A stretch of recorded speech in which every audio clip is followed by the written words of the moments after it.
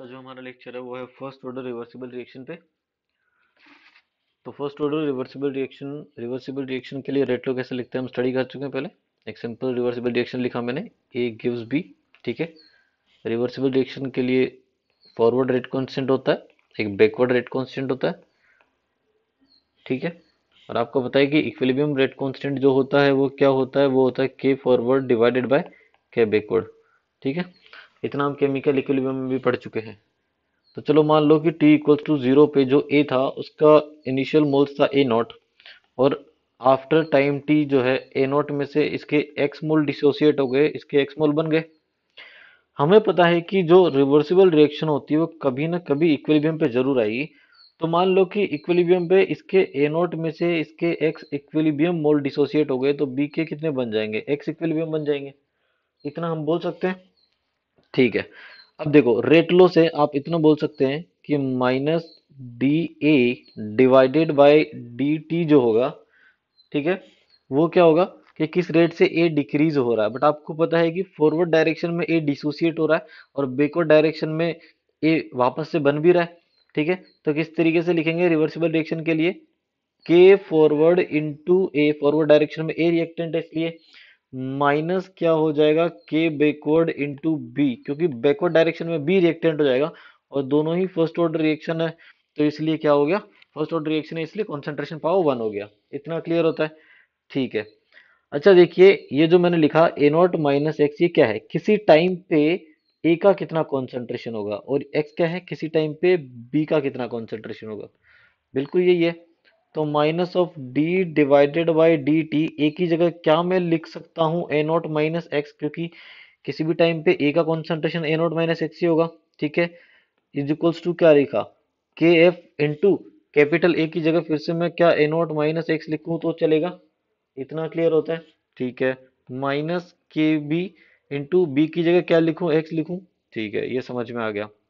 चलो, आपको पता है कि जो ए नोट है वो तो कांस्टेंट है, ए नोट तो कांस्टेंट है, तो अगर आप इसको डिफरेंशिएट करोगे तो ये बन जाएगा D X divided by D T, क्योंकि माइनस माइनस प्लस हो जाएगा। तो ये किसके इक्वल आएगा, ये किसके इक्वल आएगा, ये आएगा के एफ ब्रेकेट में आएगा ए नॉट माइनस एक्स माइनस ये आ जाएगा के बी इंटू एक्स, ऐसा बोल सकते हैं। ठीक है। ओके। तो आपको पता है कि एट इक्विलिब्रियम, इक्विलिब्रियम पे क्या होता है, जो एक्स होगा वो किसके इक्वल होगा, वो एक्स इक्विलिब्रियम पे होगा। और आपको पता है कि इक्विलिब्रियम पे जो भी कॉन्सेंट्रेशंस होती है, जो भी कॉन्सेंट्रेशंस होती है वो क्या होती है, वो कांस्टेंट होती है, चेंज नहीं होगा।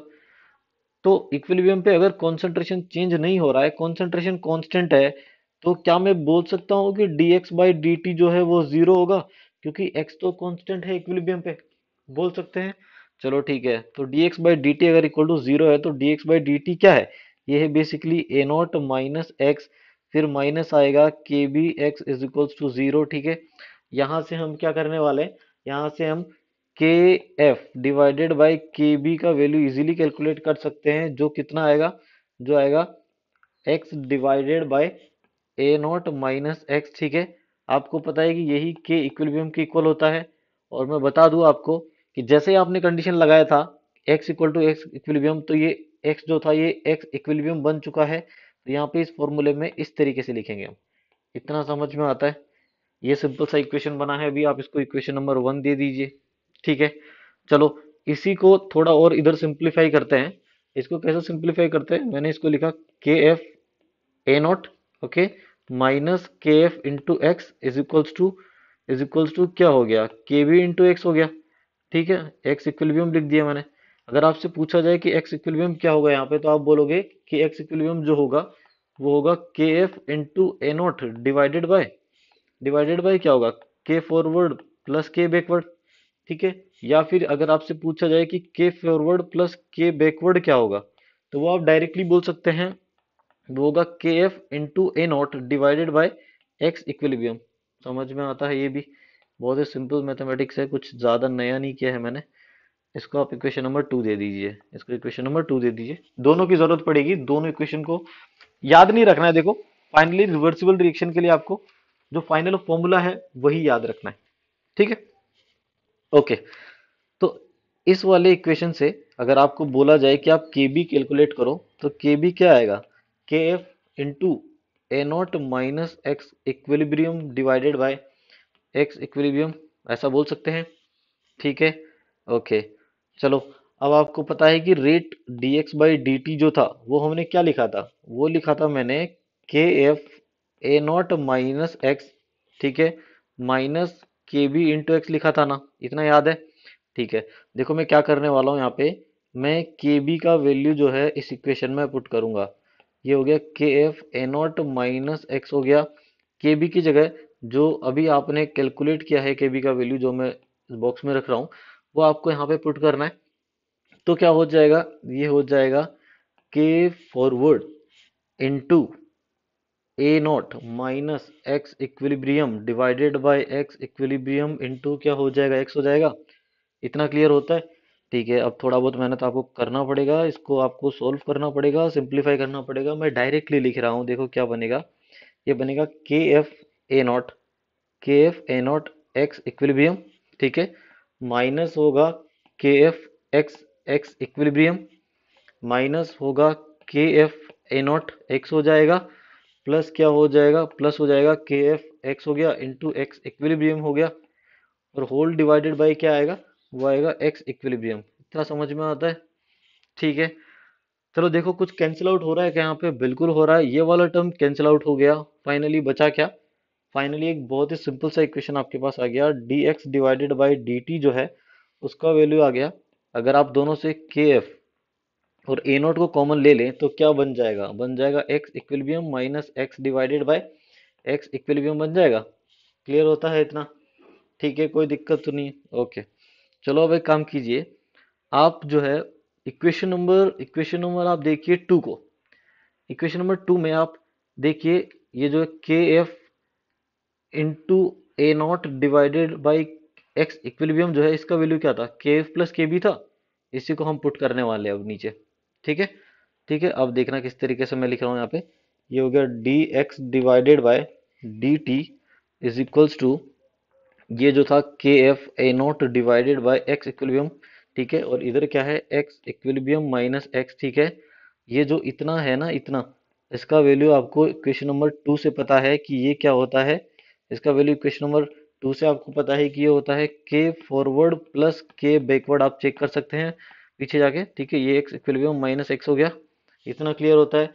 ठीक है, अब हम क्या करेंगे, एक्स की टर्म को एक तरफ लिख लो, डी एक्स डिवाइडेड बाई ये हो गया X equilibrium minus X is equals to, ये बन गया K forward plus K backward into into क्या हो जाएगा, डी टी हो जाएगा क्या, बिल्कुल हो गया। क्या करना है, इंटीग्रेट करना है, कहाँ से, जीरो टू टी करना है, यहाँ पे जीरो टू एक्स इंटीग्रेट करना है। तो क्या लिखेंगे, अब आपको पता है कि ये क्या है, ये वन बाय मान लो टू माइनस एक्स है, क्योंकि एक्स इक्विलिब्रियम तो कांस्टेंट ही रहेगा, सिर्फ एक्स चेंज हो रहा है। तो इसका डायरेक्टली मैं लिख सकता हूँ, लिमिट पुट करने के बाद में जो फॉर्मूला बनेगा वो बनेगा L N of X equilibrium divided by X equilibrium minus X is equals to K forward plus K backward into T बन गया। ठीक है, यही फॉर्मूला ध्यान रखना है इसमें, सबसे इंपॉर्टेंट, इसी के लिए इतनी मेहनत की हमने। फाइनली फॉर्मूला ध्यान रखो, काम हो जाएगा, डेरिवेशन नहीं भी आते तो भी चलेगा। ठीक है, ओके। अब बाकी कुछ पैरामीटर जो हम स्टडी करते हैं बाकी सब में, आप यहाँ पे टी हाफ कैलकुलेट करेंगे। अब देखो टी हाफ का मतलब क्या है, सबसे पहले जो रिवर्सिबल रिएक्शंस होती है ना उसके लिए टी हाफ का मतलब क्या है। देखो आप टी हाफ कैसे डिफाइन करते हैं कि रिएक्शन जब कंप्लीट हो रही है, या फिर आप ऐसे बोल सकते हैं कि इनिशियल कॉन्सेंट्रेशन का आधा होने में कितना टाइम लगता है, वो आप इरिवर्सिबल रिएक्शन के लिए डिफाइन करते हैं। यहाँ पे क्योंकि ये रिवर्सिबल रिएक्शन है, रिवर्सिबल रिएक्शन क्या होता है कि एक टाइम पे इक्विलिब्रियम पे आने के बाद में फिर रेट कांस्टेंट हो जाता है। तो रिवर्सिबल रिएक्शन के लिए हम टी हाफ का मतलब ये मानेंगे कि इक्विलिब्रियम पे जो कॉन्सेंट्रेशन है, इक्विलिब्रियम पे जो कॉन्सेंट्रेशन है उस कॉन्सेंट्रेशन का आधा होने में कितना टाइम लगा है। मतलब टी हाफ का मीनिंग मेरा यहाँ पे है कि एक्स जो है वो एक्स इक्विलिब्रियम बाई टू होना चाहिए। ठीक है, इतना क्लियर होता है। टी हाफ का मीनिंग क्या है, एक्स जो है वो एक्स इक्विलिब्रियम बाई टू होना चाहिए। तो आप इसी फॉर्मूले में रख दीजिए तो क्या हो जाएगा, एल एन ऑफ हो गया, ये हो गया X equilibrium divided by X equilibrium, x की जगह क्या हो जाएगा, एक्स इक्विलिब्रियम बाई टू हो गया, इज इक्वल्स टू क्या आ गया, इज इक्वल्स टू आ गया के एफ प्लस के बी इंटू टी। सिंपल है। ठीक है, टी की जगह मैं टी हाफ लिख देता हूँ अब। तो आपको यहाँ से सिंपली मिल जाएगा T half is equals to ln2 divided by K forward plus K backward. देखने में बिल्कुल फर्स्ट ऑर्डर रिएक्शन जैसा ही लग रहा है, बिल्कुल है। वहां पे सिर्फ के फॉरवर्ड आता था, यहाँ पे के फॉरवर्ड प्लस के बैकवर्ड आ रहा है। ठीक है, पूरा डेरिवेशन जो है आपको आपको ये वाला फॉर्मूला ध्यान रखना है, आपको ये वाला फॉर्मूला भी ध्यान रखना है। फिर से बता दूं, टी हाफ का मतलब है इक्विलिब्रियम की कॉन्सेंट्रेशन का आधा। ठीक है, ओके। तो देखो हमने बाकी लास्ट 3 लेक्चर में हमने रिवर्सिबल रिएक्शन स्टडी कर लिया, हमने साइमल्टेनियस रिएक्शन स्टडी कर लिया। ठीक है, सीरीज रिएक्शन हमने स्टडी कर लिया, सिक्वेंशियल स्टडी कर लिया। ऑलमोस्ट जो भी टाइप से रिएक्शन के हमने स्टडी कर लिए, तीनों लेक्चर बहुत ही इंपॉर्टेंट है क्वेश्चन पॉइंट ऑफ व्यू से। ठीक है, ओके, बाय।